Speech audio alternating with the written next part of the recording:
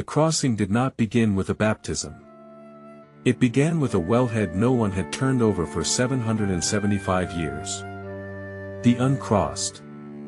Case file TX-003. Subject, Moura Encantadas. The woman whose first name was kept by the underside of a stone.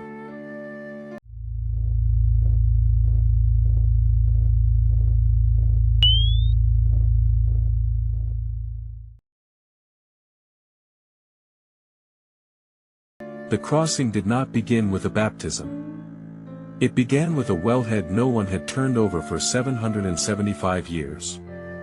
In April 2024, CO Mun-ha walked into an abandoned hilltop hamlet in the eastern Algarve, following a single hand-copied page from a parish baptismal register kept in the diocesan archive of a town 2 valleys away. The page carried no first name and no place of origin. It carried 4 words written in a friar's hand. Woman. Christened only afterward. Mun-ha located the hamlet on the second morning of her walking survey. She crossed the broken outer wall of the courtyard. She walked past the foundations of 3 roofless houses. She walked toward the low stone wellhead at the eastern edge of the courtyard, where the women of an Almohad-period rural household in this region would have drawn water from a deep cistern for a century before the Christian conquest of the Algarve in 1249. She found the wellhead intact. The wellhead stone had not been turned over. Beneath the inner face of the upper stone, set into the lip on the side that faced down into the cistern shaft, were 3 things. A single fragment of unglazed Almohad-period red earthenware. A small bone pendant on a corroded iron loop. A single carved mark on the inner face of the stone, cut deep enough to survive 7.5 centuries of water and shadow, in a script that Mun-ha would later identify as a single Andalusi Arabic letter. The villagers of the surrounding hill country had not feared the well. They had feared the underside of the stone. The stone had 2 faces. The village had lived above one of them. The first letter of a name had waited beneath the other. The Uncrossed. Case file TX-003. Subject, an unnamed woman of a depopulated Almohad-period Algarve hamlet, attributed by the surrounding villages to the Moura Encantadas folkloric category. Field Investigator, CO Mun-ha. Field Investigator of Unfinished Crossings. Date of recovery, April 2024. The wellhead stone had not been turned over since the year the woman disappeared. The water had passed it. No hands had returned to it. Mun-ha had not come to the eastern Algarve to find Moura Encantadas. She had come to follow a pattern she had been reconstructing for 14 months across 3 categories of mid-13th century and later Iberian record. The first category was the parish baptismal register. The baptismal register of a Portuguese parish in the years immediately after the Christian conquest of the Algarve in 1249 recorded the name given at baptism, the date of the rite, and the name of the godparent. It did not always record the name the person had carried before. Particularly in the case of women in depopulated rural hamlets that had been emptied during and after the conquest, the baptismal register often preserved only the new name, and gave no entry for what the person had been called before. The second category was the hamlet abandonment record. The estate notebooks of the new Christian landholders in the Algarve recorded which rural settlements had been emptied and which had been resettled by Christian peasant households moving south from the Tagus Valley. They did not record the names of the women in the emptied households. The third category was the women's oral folk tradition. The folk tradition of the Algarve and the broader Portuguese countryside, recorded in the late 19th century by José Leite de Vasconcelos in his volume Tradicos Populares de Portugal published in 1882, preserved fragments of village memory in which the Moura Encantadas, enchanted women bound to wells, caves, and stones at the edges of settlements, were named as presences the villagers had encountered, sung about, and sometimes addressed. The fragments often gave a place. The fragments rarely gave a name. Mun-ha had cross-referenced these 3 categories for 14 months and reconstructed a possible pattern. In the eastern Algarve, in a band of hilltop hamlets emptied between 1249 and 1280, 17 possible cases appeared in her reconstruction in which a woman was christened after the conquest, but no record preserved the name she had been known by before. Of those 17, only 3 were attached in the folk tradition to a specific wellhead, cave, or stone. Of those 3, only 1 was attached to a wellhead that the surrounding villages had treated as sealed for as long as oral memory carried. The night the woman disappeared from the hamlet, the surrounding hill country had already been changing for several years. The Christian conquest of the Algarve had ended in 1249. The new diocesan administration had begun to send friars into the hill villages to baptize the remaining rural population. The hamlet held 5 occupied houses at the start of the year and 4 occupied houses at the end of the year. The woman lived in the second house from the eastern edge of the courtyard. She was approximately 28 years old. Her household had been on the hilltop for at least 3 generations. Her language at home was the Andalusi Romance vernacular spoken by the rural population of the Algarve before and across the conquest. Her first name had been given to her at birth in the Andalusi Arabic naming tradition that her household had carried for those 3 generations. The friar arrived in the hamlet in the late autumn of the year. He entered the courtyard at midday. He spoke briefly with the heads of the 4 occupied houses. He carried a baptismal font and a small leather bag of water that had been blessed at the diocesan church. The woman was brought from her house to the courtyard. She stood at the threshold of the new font.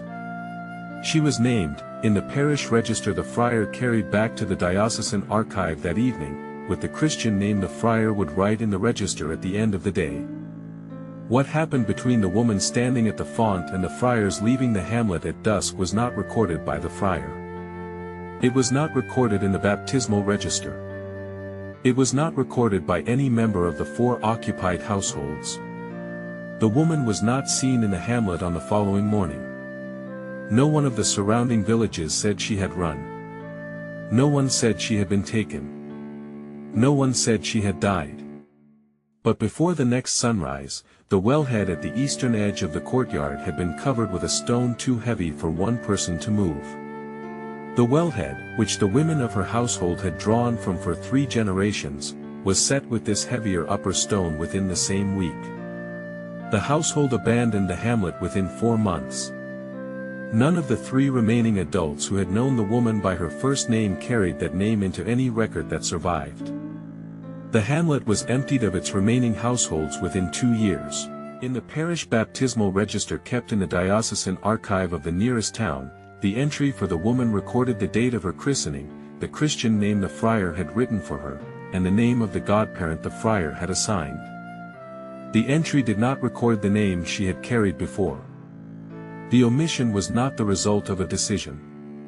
The baptismal register of a Portuguese parish in the second half of the 13th century contained the standard categories of entry the diocesan administration required. Date of rite. Christian name given. Name of godparent. The pre-baptismal name of an adult convert was a column the register did not always contain. In the entries surrounding hers, no pre-baptismal name appeared either.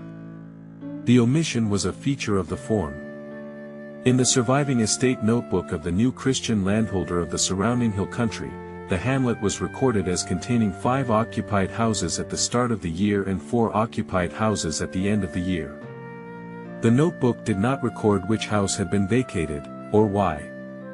The household record of the woman's house itself did not survive. The hamlet was abandoned by the remaining 4 households within 2 years of the woman's christening. The remaining 4 households moved south to the coastal townships and west to the new Christian peasant settlements being established in the central Algarve plain. None of the 3 remaining adults who had known the woman by her first name entered her name in any record that survived. There was no villain in the omission. There was no decision to forget. There was no act of erasure that could be traced to any single person, friar, household, or institution. The baptismal register had a column for the new name.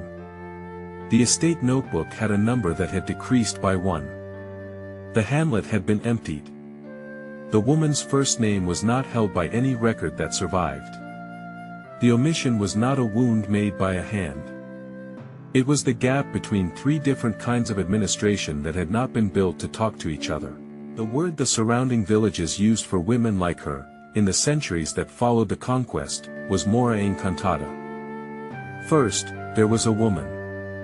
Then, there was a conversion. Then, there was a baptismal name in a register the household had not been allowed to read. Then, there was no first name in any record at all.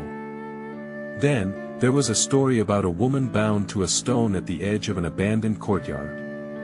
And after enough generations, the story became easier to say than her name.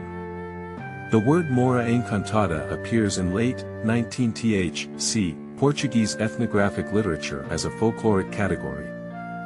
José Leite de Vasconcelos, in his Tradicos Populares de Portugal published in 1882, defined the Mouras Encantadas as enchanted women bound to wells, caves, stones, and the edges of older settlements, sometimes seen at dawn or at noon, sometimes heard singing from below a sealed wellstone, sometimes said to be the unbaptized soul of a woman from before the conquest left to guard a treasure beneath a stone she could not leave. Adolfo Coelho, in the volumes of Romancero Português collected from the mid-19th onward, recorded fragments of village songs in which the Mouras Encantadas were named as presences the singing villagers had heard, addressed, and sometimes mourned. The category was stable. The category was widely shared across the Portuguese countryside. The category was used. In the case file Mun-ha reconstructed for the woman who disappeared from the hilltop hamlet in the late autumn of the year of her christening, the category arrived first as oral testimony. The recovered narrative suggests that within a year of the hamlet's abandonment, the surrounding villages were saying that the wellhead at the eastern edge of the empty courtyard had a Moura Encantada beneath it. The diocesan church did not record the report. The new Christian peasant households moving into the area did not record the report. The report passed from mother to daughter at the wellheads of the surrounding villages, in the songs Coelho would later collect, in the place names that began to attach Moura to the hilltop. The folkloric category was not malicious. The category did not accuse anyone. The category was, in the structure of Portuguese village oral tradition, a way of acknowledging that a woman had passed from one form of name to another and that the household had not been able to mourn the first name in public. The parish wrote the name they gave her. The village preserved only the category. And the story they could say in public became, over enough years, the only thing they could say at all. Mun-ha returned to the wellhead on the third evening of her field survey. She had spent the second day at the diocesan archive in the nearest town that had retained mid-13th baptismal registers. She had spent the morning of the third day at a small regional museum in the central Algarve plain that held a collection of recovered Almohad-period domestic ceramics and stone fragments from depopulated hilltop hamlets. By the time she returned to the abandoned hamlet, she had established the case file date of the woman's christening, the case file fact of the wellhead setting with a heavier upper stone within the week of her disappearance, the absence of her pre-baptismal name from any surviving administrative record, the abandonment of the hamlet by the remaining households, and the subsequent attribution of the wellhead to the Mouras Encantadas category in the surrounding villages. She had not yet established who the woman had been by name. The wellhead of an Almohad-period Algarve rural household was a low stone shaft with a heavy upper stone lid, set above a deep cistern that collected and stored the seasonal rainwater of the hill country. The architectural type is documented in the Algarve Regional Archaeology Service surveys of the depopulated hilltop hamlets of the eastern Algarve. The wellhead of the abandoned hamlet was set at the eastern edge of the courtyard, 3 steps from the doorway of what had once been the woman's house. The upper stone was heavier than its size suggested. Mun-ha placed both hands on the stone and stopped. For the first time in the 14-month investigation, she understood why no one had turned it over. Not because the stone was sacred. Because turning it over meant admitting that the story had never been about treasure. Mun-ha did not draw water from the wellhead. She did not light any flame at the wellhead. She did not open the well. She opened the underside. She knelt at the wellhead on the courtyard side, the side that faced what had once been the woman's doorway. She turned the upper stone over with both hands. The stone was heavier than she had expected. The inner face of the upper stone, the face that for 7.5 centuries had looked down into the cistern shaft and had been seen by no human eye, carried a single carved mark cut deep enough to have survived. The carving was a single Andalusi Arabic letter. The carved letter was approximately the height of a thumb. The cut was deep, even, and made with a tool consistent with the iron stoneworking chisels used by the Almohad-period rural households of the Algarve in the second half of the 13th century. The letter had not been worn by the cistern water. The letter had been carved on the inner face of the upper stone, on the side that the wellhead setting had turned permanently downward. The letter had been visible to no one who had drawn water from the cistern in the 7.5 centuries since the stone had been set in place. Mun-ha turned the stone fully over on the third evening, in the failing light, at the courtyard side of the wellhead. The carving was a single Andalusi Arabic letter. In the case file Mun-ha would later establish, working with a regional epigrapher who studied Andalusi period inscriptions of the Algarve, the letter was identified as the first letter of an Andalusi Arabic woman's first name. The letter alone did not give the full name.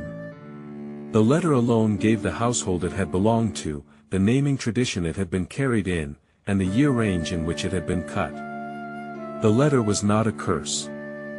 The letter was not an accusation. The letter was not an attempt to identify the friar, the diocesan administration, or the Christian conquest of 1249. The letter was the first letter of the name a woman had been called for the first 28 years of her life, cut by her own hand on the inner face of the upper stone of her household's wellhead, on the day or in the days before she disappeared from the hamlet. The Moura Encantadas of the village folk tradition were said to guard treasures beneath the stones they were bound to. The treasures, in the songs Adolfo Qualo would later collect, were sometimes named as gold. In the case Mun-ha reconstructed, the woman who had been bound to the wellhead by the surrounding villages had not been guarding gold under the stone. She had been guarding the first letter of the name they had not let her keep. The carving did not prove that the legend was false. It proved that the legend had been incomplete. The Moura Encantadas had been bound to the wellheads not because they guarded buried gold, but because they had carried, into the stones at the edge of the new settlements, the first letters of the names the new administrative records had not been built to receive. The cut was small. The cut was deep. The cut had survived 7.5 centuries because it had been made on the side of a stone that no one had been allowed to turn over. On the night of her 5th day at the abandoned hamlet, Co. Mun-ha conducted the closing of the case. She did not call a priest. She did not call a folklorist. She did not assemble the surrounding villages. She did not perform a public rite. She brought to the wellhead 3 things. A small earthenware bowl filled with clear water from the modern village spring 2 kilometers down the hillside.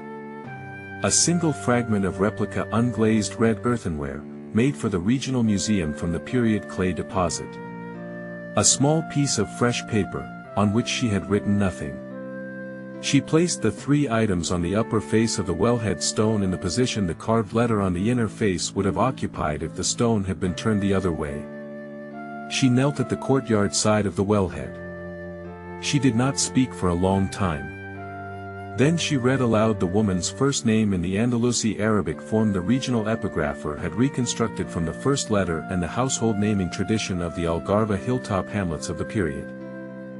She read the name slowly, in the pronunciation she had learned from the epigrapher's recording. She did not ask the spirit to leave. She did not ask the cistern to release her. She did not perform any further word or gesture. She knelt at the wellhead and waited. Mun-ha did not record a visible crossing. There was no figure at the wellhead. There was no voice from beneath the stone. There was no movement of the items on the upper face. She recorded only the condition under which the case could finally close. The crossing had not happened below the well. It had happened when the hidden face of the stone was finally read. She wrote in her final field note line that she had read the first name aloud and that what had crossed, if anything had crossed not because she had performed a rite but because she had spoken the first name a second time after 775 years of no one speaking it at all. The wellhead did not become safe. It became red. The uncrossed. Case file TX-003. Subject: an unnamed woman attributed to the Moura Encantada's folkloric category. Status: closed by reading. Containment method: the first name was spoken in the language it had been carried in. Field investigators closing line: some crossings are not made by the dead. They are made by those who finally turn the stone over. Cross-reference. The uncrossed files document occult cases of spirits, grief, and identity that the official record could not contain. Each file is reconstructed by field investigator Co Mun-ha from the smallest surviving objects of the case: a folded paper, a broken thread, a pin under a stone, a single letter cut on the side no one was allowed to turn over. The files do not promise resolution. They promise listening. They promise reading. End of file.